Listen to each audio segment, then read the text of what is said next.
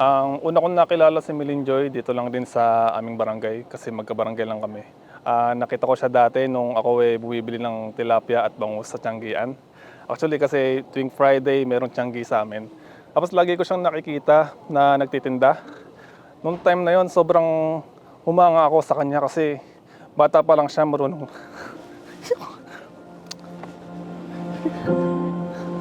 Tuloy ba no? Kasi bata pa lang siya. Kumangal ako sa kanya.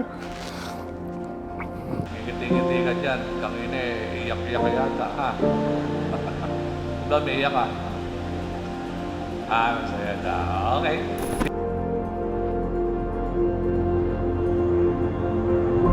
Ating ebanghelyo mismo para sa pagkakataong ito ay pinapaalala po sa atin at pinapaalala sa inyo ang pinagsama ng Diyos ay huwag paghiwalayin ng tao.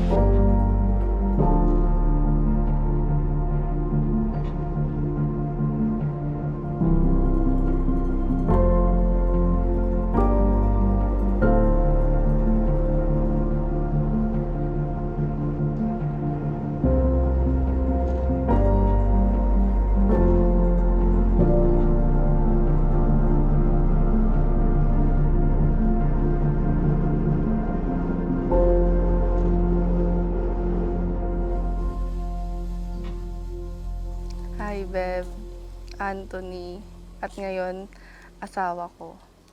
Parang kailan lang nag-uusap tayo na sana tayo pa rin hanggang sa makagraduate tayo ng college. At ngayon, eto na, natupad na yung gusto natin.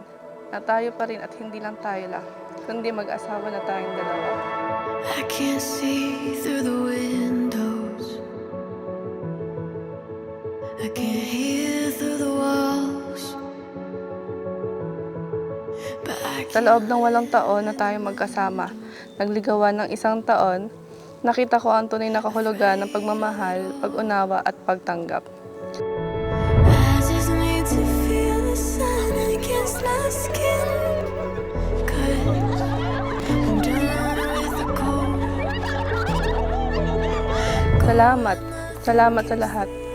Sa pag-intindi, sa pag-alaga, lalo na kapag may sakit ako. Paghatid sundo at handang sumuporta sa lahat ng gusto ko.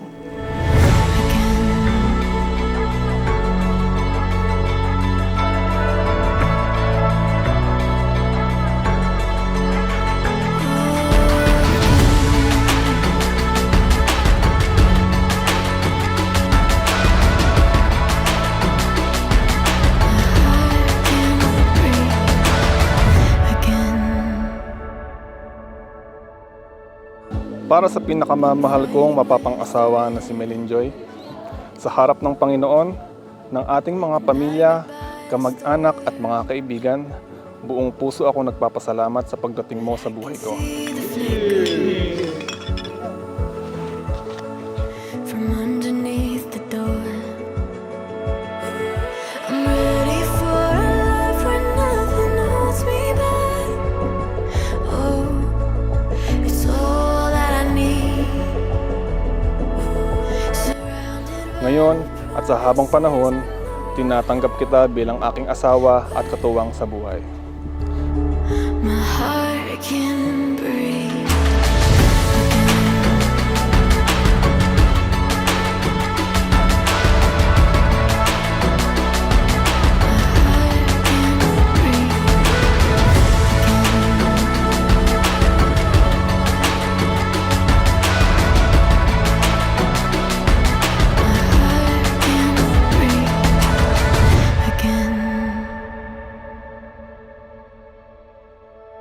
Dumating na yung araw na pinakahihintay natin, na dati akala ko hindi na mangyayari. Pero pag si Lord talaga ang nagplano, sa buhay mo, ibibigay niya talaga para sa'yo. Ako ay iyong kakampi, karamay at gabay habang tayo naglalakbay. Pinapangako kong mamahalin, irerespeto, papahalagahan at igagalang ka habang ako'y nabubuhay.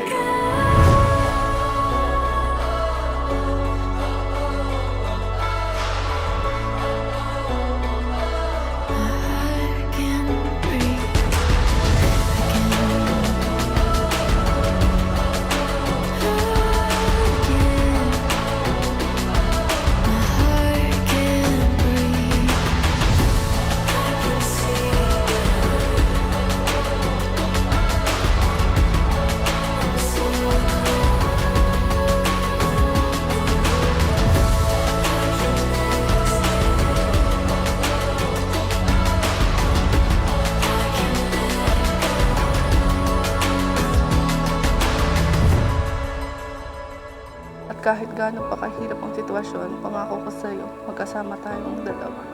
Mahal na mahal kita, asawa ko.